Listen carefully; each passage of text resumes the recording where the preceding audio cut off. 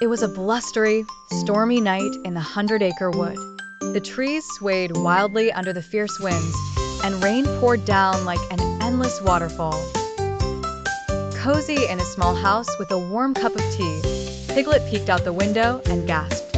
"Oh dear," he whispered to himself, watching as the little stream outside grew larger and larger, creeping ever closer to his door. As the minutes passed, Piglet's living room floor began to glisten with water pooling from the hungry stream.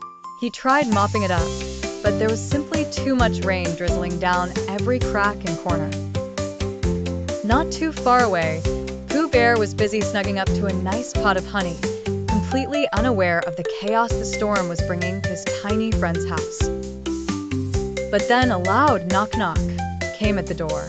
It was Rabbit, drenched head to toe, holding an umbrella that was no longer doing its job.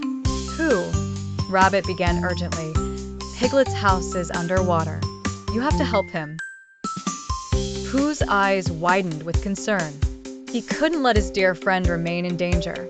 Without wasting a moment, Pooh Bear grabbed a big pot, not for honey, but a mighty honey boat he had made out of an extra-large honey jar. "I'm off to rescue Piglet," he declared, and bravely set sail into the rain. Through puddles and streams, Pooh Bear paddled, humming a reassuring little tune to keep his spirits up. The rain tried its best to stop him, but Pooh was determined.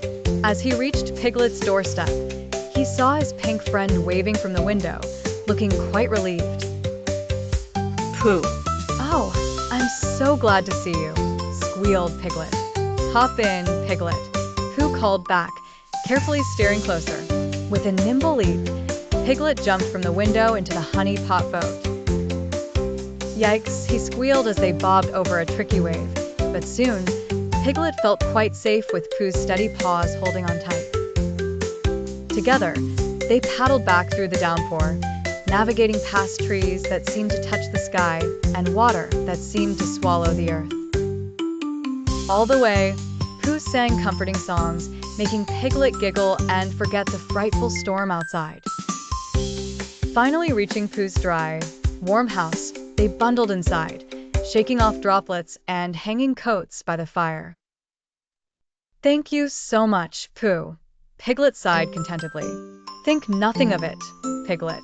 As long as we have each other, there's no storm too big," Pooh replied with a wise nod.